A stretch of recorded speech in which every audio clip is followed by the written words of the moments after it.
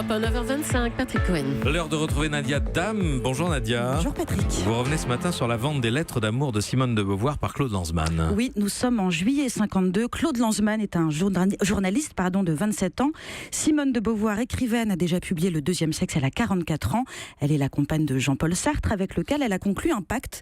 Pas de mariage, pas de vie commune, pas d'enfants et surtout le droit à avoir ce qu'ils appellent des amours contingentes, des amants et des maîtresses. Aujourd'hui, on appelle ça avoir des plans cul réguliers et on se met en open relationship sur Facebook. Mais à l'époque, c'était follement décadent et anticonformiste. Et c'est comme ça que Beauvoir et Lanzmann se rencontrent. Ils vivent une histoire de 7 ans au cours de laquelle l'écrivaine lui adresse 112 lettres d'amour.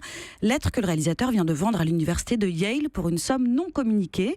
Il explique qu'il n'a pas pu les publier chez son éditeur habituel, Gallimard, car la loi française stipule que le contenu d'une lettre appartient à celui ou celle qui écrit. Et la fille de Simone de Beauvoir, par ailleurs, s'est opposée à la publication. Et cette initiative, on s'en doute, elle a suscité beaucoup de commentaires sur les réseaux sociaux ce week-end. Il est reproché à Lanzmann de bafouer l'intimité de Beauvoir, d'être impudique. On peut comprendre cette objection et se dire en même temps que c'est aussi sur les réseaux sociaux que sont publiées la correspondance entre Jérém Star et un certain Babybel.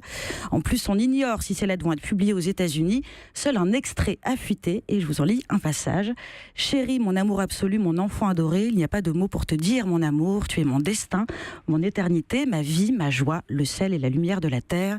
Je me jette dans tes bras, j'y reste sans fin. Je suis ta femme à jamais. » C'est beau, hein ? Oui. C'est un peu désuet, surtout quand, comme moi, la dernière missive reçue par un amant, c'est un texto disant « C'est quoi ton digicode ?» Oui. Et pourtant, on aurait tort d'opposer correspondance écrite et correspondance numérique.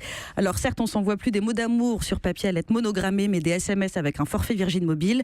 Mais les amants continuent à s'écrire. Simplement, ils utilisent d'autres canaux. Il y a d'ailleurs un compte Instagram fantastique qui s'appelle Les Amours Solitaires et qui publie des échanges amoureux 2.0. Reste que c'est vrai, les SMS, c'est pas toujours du ronsard, surtout quand on a l'habitude d'envoyer des textos un peu bourrés, hein, vous connaissez le principe. Sur le coup, à 3 grammes, tu as l'impression d'être Alfred de Musset.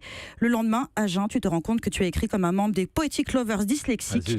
Et par ailleurs, au XXIe siècle, la dernière histoire d'infidélité et de correspondance, c'est la chanson Confessions intimes quand Vita infiltre la messagerie du mec de Diams.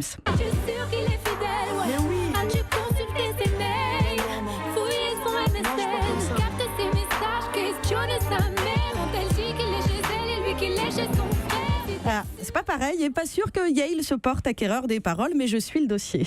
Pas sûr, effectivement. Merci Nadia Dame et revenez demain. Europe.